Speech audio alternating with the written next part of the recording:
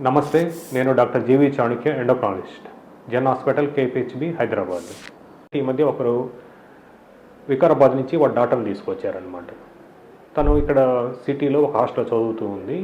మెడ చుట్టూ నలుపు వచ్చేసింది, లావు అయిపోయింది అనమాట. ఋతుక్రమాలు కూడా ఇంకా స్టార్ట్ కాలేదు, 14 ఏళ్ళు ఉంటుంది.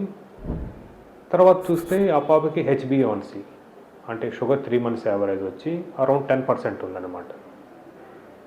95 కేజీలు ఉంది. సో ఇప్పటికీ చదువు అంటున్నారు వాళ్ళు. బాబు చదువు కాదు ఇంపార్టెంట్, ముందు హెల్త్ ఇంపార్టెంట్ అని చెప్పానమాట. మేము మా ప్రాక్టీస్లో తరచుగా చూస్తుంటాం, ఈ పిల్లలు 14 ఏళ్ళు 15 ఏళ్ళు వచ్చేటప్పటికి ఊబకాయంగా తయారవుతున్నారు. రెండోది వచ్చి చాలా నిస్సత్తుగా ఉంటున్నారనమాట. దానికి వన్ ఆఫ్ ది రీజన్స్ వచ్చి ఐరన్ డెఫిషియన్సీ. అది ఒక సపరేట్ టాపిక్, దాని గురించి నెక్స్ట్ మాట్లాడుకుందాము. లైఫ్ అనేది ఒక హోలిస్టిక్ పిక్చర్గా చూడండి. Not only studies, not only economic growth, but it is also one physical growth, psychological growth, social growth. తర్వాత ఎవరు ఎలా అవుతుందని అది ఎవరు చెప్పలేదు, అది ర్యాండమ్నెస్ అనమాట. అట్లీస్ట్ చిన్నపిల్లల వయసులో ఉన్నప్పుడు వాళ్ళకి ఏం కావాలి, ఎస్పెషల్ ఆరోగ్యం సంబంధించి వాళ్ళకి ఖచ్చితంగా తీసుకోవాల్సిన పాత్ర తల్లిదండ్రుల చేతిలో ఉంది.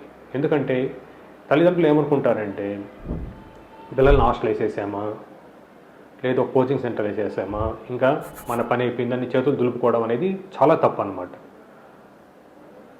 వాళ్ళు ఎలా చదువుతున్నారని ఒక సైడ్ పెట్టండి. ఇంకో సైడ్ మోస్ట్ ఇంపార్టెంట్ ఏమిటంటే, వాళ్ళు సరిగ్గా టైంకి ఆహారం తింటున్నారు, కనీసం రోజుకు 6 గంటల నుంచి గంట సేపు వ్యాయామం చేస్తున్నారు, సరైన టైంకి నిద్రపోతున్నారు. ఇవన్నీ మీ చేతులు అంటే తల్లిదండ్రుల చేతిలో ఉన్నాయి. Thank you very much.